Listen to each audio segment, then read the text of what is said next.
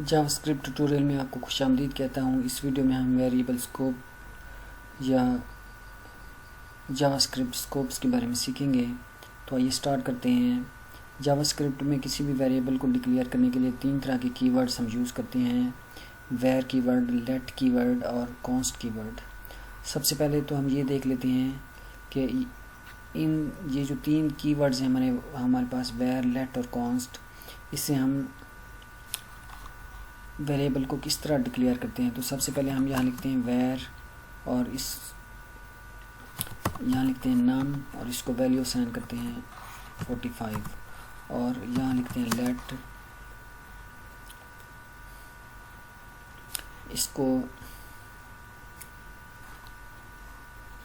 Variable का name हम रखते हैं नेम और इसको हम वैल्यू असाइन करते हैं अयान और यहाँ लिखते हैं हम कॉन्स्ट और इसका नेम हम लिखते हैं आईडी और इसको हम वैल्यू असाइन करते हैं 345। तो ये तीनों जो कीवर्ड्स हैं के ज़रिए हमने वेरिएबल डिक्लेयर किए हैं और उनको वैल्यू असाइन की हैं। तो कंसोल में हम इनकी आउटपुट ले लेते हैं। यहाँ मैं लिखता हूँ console.log वेर और यहाँ लिखते हैं हम नम और यहाँ इसको कॉपी कर लेते हैं। यहाँ लिखते हैं हम लेट, यहाँ लिखते हैं नेम और यहाँ लिखते हैं कॉन्स्ट और यहाँ लिखते हैं आईडी। तीन कीवर्ड्स हमने लिए, तीनों के ज़रिए हमने वेरिएबल डिक्लेयर किया, उसको वैल्यू असाइन की और तीनों को ही हमने कंसोल में आउटपुट लेने के लिए हमने उसको कंसोल में console.log यूज़ किया। तो जैसे हम देखें पेज को रिफ़्रेश करते हैं तो हमारे पास देखें वेर को जो हमने वैल्यू दी है 45, लेट को वैल्यू दी है हम असाइन और कॉन्स्ट को वैल्यू दिए है 345। तो इससे हमें ये तो अंदाज़ा हो गया कि ये तीनों कीवर्ड्स हम वेरिएबल डिक्लेयर करने के लिए यूज़ करते हैं। अब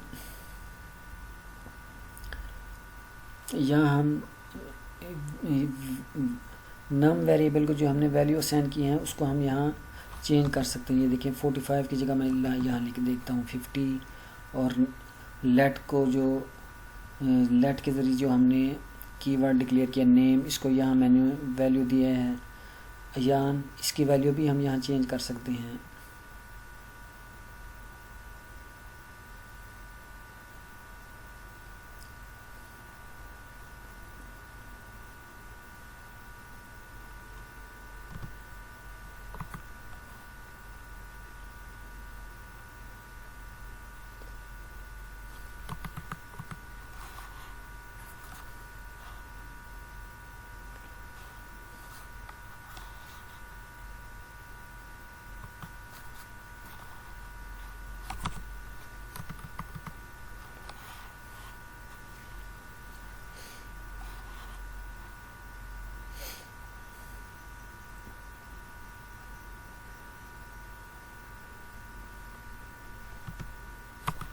बल्कि यहाँ हम उसकी वैल्यू हम यहाँ अगर चेंज कर दें 50 की जगह हम 45 की जगह मैं लिखता हूँ 50 और यहाँ डिक्लेयर करते वक्त हमने वैल्यू दी उसको अयान। अब यहाँ मैं लिखता हूँ नेम और इसकी वैल्यू मैं चेंज कर देता हूँ, यहाँ लिखता हूँ हसन।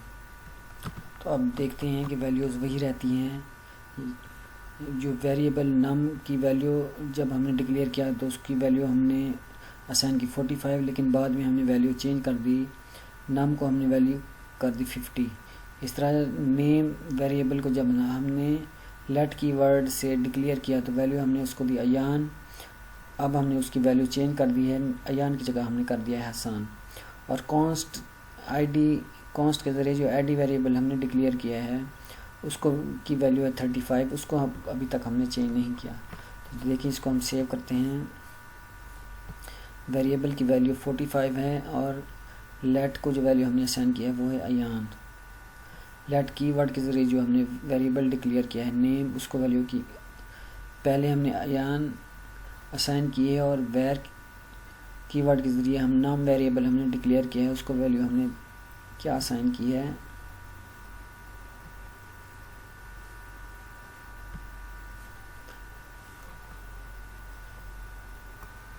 ये देखिए नाम को वैल्यू है 45, ये पहले हमने प्रिंट कर लिया है। अब हमने ये वैल्यू चेंज कर दी है और यहाँ हमने नम की वैल्यू कर दी है 50। इसी तरह लेट की वैल्यू हमने जब उसको डिक्लेयर किया तो वो है अयान, अब हमने उसकी वैल्यू चेंज कर दिया, अब हमने अयान नेम जो वेरिएबल है उसको वैल्यू कर दी है हसन। तो अब हम इसको रिफ़्रेश करते हैं तो देखें जो वेर है इसकी वैल्यू अब 50 हो गई है, जो नई वैल्यू हमने उसको असाइन की है। और लेट कीवर्ड के ज़रिए जो हमने वेरिएबल डिक्लेयर किया नेम, पहले उसकी वैल्यू हमने दी थी उसको अयान, अब हमने चेंज कर दिया और उसको वैल्यू दी है हसन। ठीक है, यानी वैल्यू चेंज करने से हमारा जो रिज़ल्ट है वो भी चेंज हो जाता है। लेकिन ये जो कॉन्स्ट कीवर्ड के ज़रिए जो हम वेरिएबल डिक्लेयर करेंगे तो उसकी वैल्यू कांस्टेंट रहेगी, उसको हम चेंज नहीं कर सकते। अब आईडी को भी हम एक नई वैल्यू दे देते हैं, 4000 दे देते हैं। अब देखते हैं कि ये वैल्यू चेंज होती है कि नहीं। तो अब देखें हमारे पास एरर आ गया है कि असाइनमेंट टू कांस्टेंट वेरिएबल, कि वेरिएबल कांस्टेंट वेरिएबल को जो वैल्यू असाइन आपने की है आप उसको चेंज नहीं कर सकते। ये समझाने का मकसद ये था कि वेरिएबल और लेट को जो हम वैल्यू असाइन करते हैं डिक्लेरेशन के वक्त, उसको तो हम चेंज कर सकते हैं, लेकिन कॉन्स्ट कीवर्ड के ज़रिए जो हम वेरिएबल डिक्लेयर करते हैं उसकी जो वैल्यू होती है वो कांस्टेंट होती है, उसको हम चेंज नहीं कर सकते। तो ये थे हमारे कीवर्ड कि हम वेर लेट और कॉन्स्ट के ज़रिए वैल्यूज़ को वेरिएबल को डिक्लेयर करते हैं और उनको हम वैल्यूज़ असाइन करते हैं। अब हमारा अगला टॉपिक है स्कोप, यानी ग्लोबल स्कोप, फंक्शन स्कोप और ब्लॉक लेवल स्कोप। पहले हम देखते हैं कि ये ग्लोबल स्कोप क्या होता है। आउटसाइड ब्लॉक और आउटसाइड फंक्शन जो भी हम वेरिएबल डिक्लेयर करते हैं उसको ग्लोबल वेरिएबल कहते हैं और उसको हम पूरे डॉक्यूमेंट में से किसी भी जगह से एक्सेस कर सकते हैं। तो यहाँ हम तीनों वेरिएबल से हम दोबारा वैल्यूज़ लेते हैं। वेरिएबल हम लेते हैं x और इसको हम वैल्यू देते हैं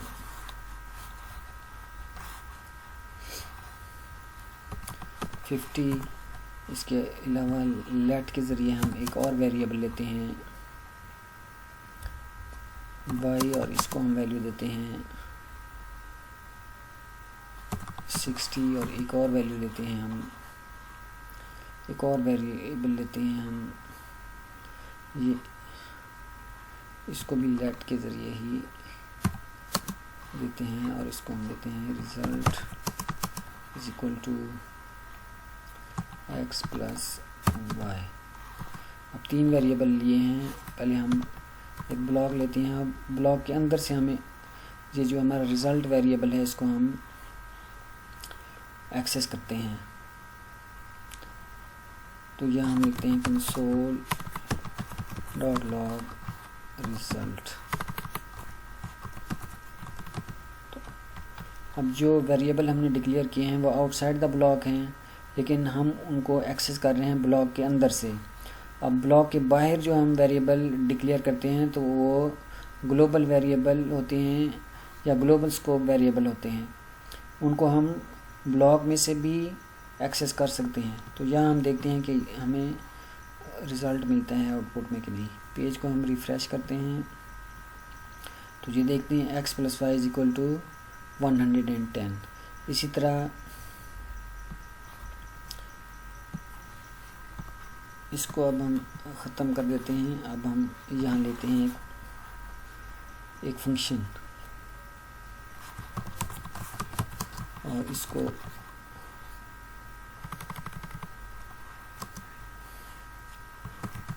डिस्प्ले, इसको हम नाम देते हैं डिस्प्ले। अब आउटसाइड जो हमने वेरिएबल डिक्लेयर किए हैं वो आउटसाइड फंक्शन के आउटसाइड हैं, यानी फंक्शन के बाहर हैं, लेकिन हम उनको एक्सेस कर रहे हैं फंक्शन के अंदर से। तो यहाँ मैं लिखता हूँ console.log रिज़ल्ट, और यहाँ हम फंक्शन को कॉल कर लेते हैं डिस्प्ले। अब आउटसाइड द फंक्शन जो वेरिएबल हम डिक्लेयर करते हैं वो ग्लोबल स्कोप वेरिएबल होते हैं, यानी उनको हम फंक्शन के अंदर से एक्सेस कर सकते हैं। तो ये देखिए, ये यहाँ थोड़ी सी चेंजिंग कर लेते हैं। यहाँ लिखते हैं फंक्शन लेवल स्कोप, ताकि डिस्प्ले में भी हमें चेंजिंग नज़र आए। इसको हम सेव करते हैं। देखें द फंक्शन लेवल स्कोप 110। ये फंक्शन लेवल तो स्कोप नहीं है,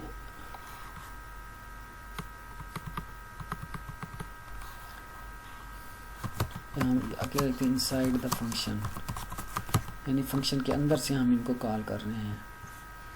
तो देखें ये इनसाइड द फंक्शन, यानी जो ग्लोबल वेरिएबल हमने लिए हैं उनको हम फंक्शन के अंदर से हम उनको एक्सेस कर रहे हैं, तो वो एक्सेस हो रहे हैं।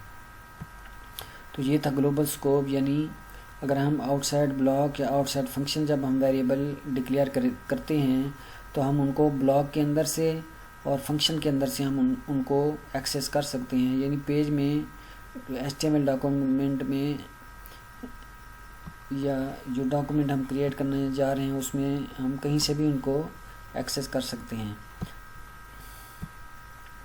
अब इन्हीं वेरिएबल को हम यहाँ से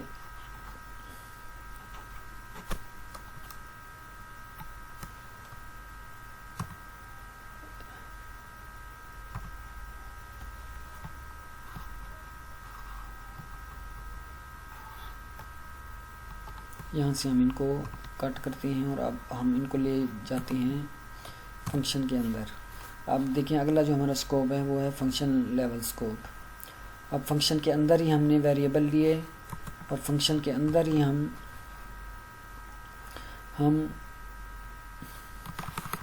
अब यहाँ लिखते हैं फंक्शन लेवल स्कोप।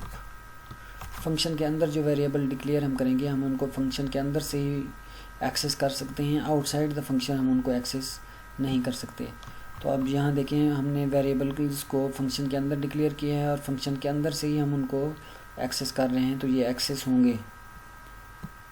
तो ये देखें फंक्शन लेवल स्कोप। अब इसको हम यहाँ से कट करते हैं और इसको हम ले जाते हैं फंक्शन के बाहर।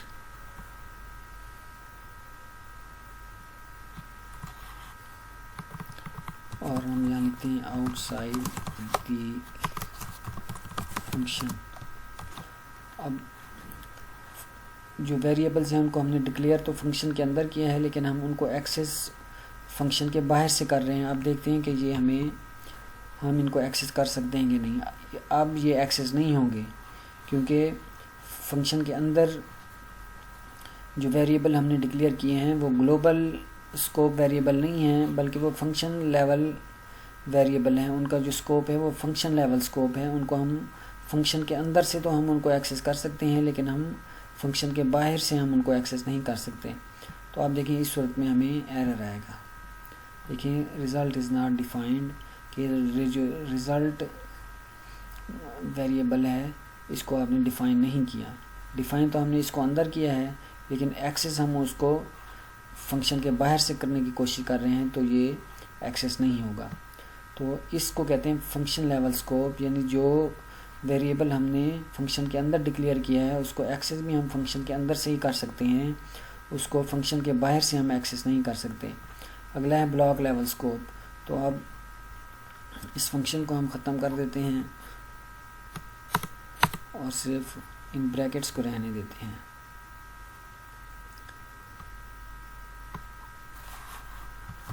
outside the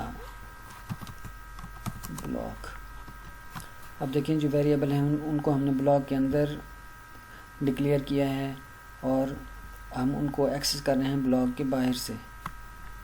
तो देखते हैं कि ये हम इनको एक्सेस कर सकते हैं कि नहीं।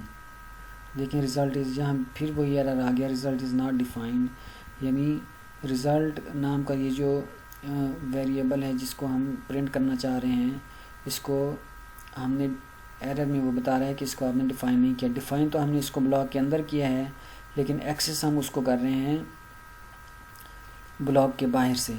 अब इसको हम यहाँ से कॉपी करते हैं, कट करते हैं और इसको ले जाते हैं ब्लॉक के अंदर। और अब देखें, अब हम यहाँ लिखते हैं इनसाइड द ब्लॉक। अब वेरिएबल्स को भी हमने ब्लॉक के अंदर डिक्लेयर किया है अब, और हम उनको एक्सेस भी ब्लॉक के अंदर से ही कर रहे हैं। तो ऐसी सूरत में देखें हमें इनसाइड द ब्लॉक 110 हमें जो डिस्प्ले है वो आएगी और किसी किस्म का कोई एरर नहीं आएगा। तो इस तरह से अगर हम वेरिएबल डिक्लेयर करेंगे और उनको एक्सेस करेंगे तो इसको कहेंगे हम ब्लॉक लेवल वेरिएबल या ब्लॉक लेवल स्कोप। तो ये बहुत ही अहम टॉपिक था। अब इसको बार बार देखें और ख़ुद करने की प्रैक्टिस करें। आपका ये जो वेर, लेट और कॉन्स्ट और स्कोप्स का जो कंसेप्ट है वो इंशाल्लाह क्लियर हो जाएगा। इजाज़त दीजिए, अल्लाह हाफ़िज़।